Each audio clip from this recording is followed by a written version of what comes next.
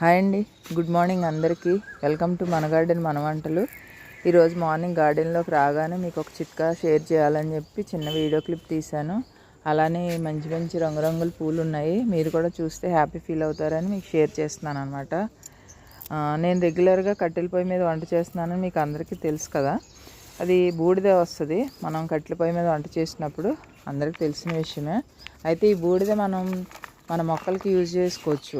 మన గార్డెన్లో మనకు పనికిరానివి ఏమీ వేస్ట్ అనేది ఉండదు కదా.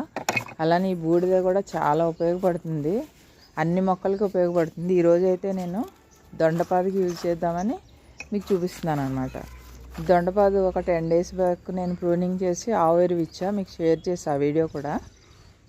2 చోట్ల పెట్టాను నేను దొండపాదులు. 2 చోట్ల కూడా కొత్త తీగలు, తర్వాత పూత కూడా విపరీతంగా వచ్చింది. చాలా బాగా పనిచేసింది ఆవు ఎరువు ప్రూనింగ్. ఇప్పుడు దానికి నేను ఈ బూడిద కూడా ఇస్తే ఇంకా మంచి క్రాప్ తీసుకోవచ్చు అని చెప్పి నేను ఫస్ట్ ఈ దొండపాదికి ఇస్తున్నాను అనమాట. నార్మల్గా కట్టి బూడిద కూడా చాలా మంచిది.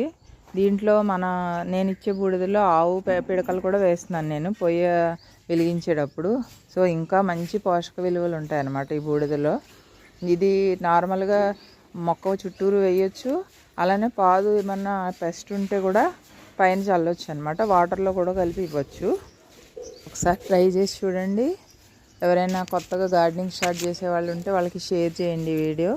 అలానే ఈ వీడియో మీకు నచ్చితే ఒక చిన్న లైక్ ఇవ్వండి, కామెంట్ కూడా చేయండి. Thank you, bye.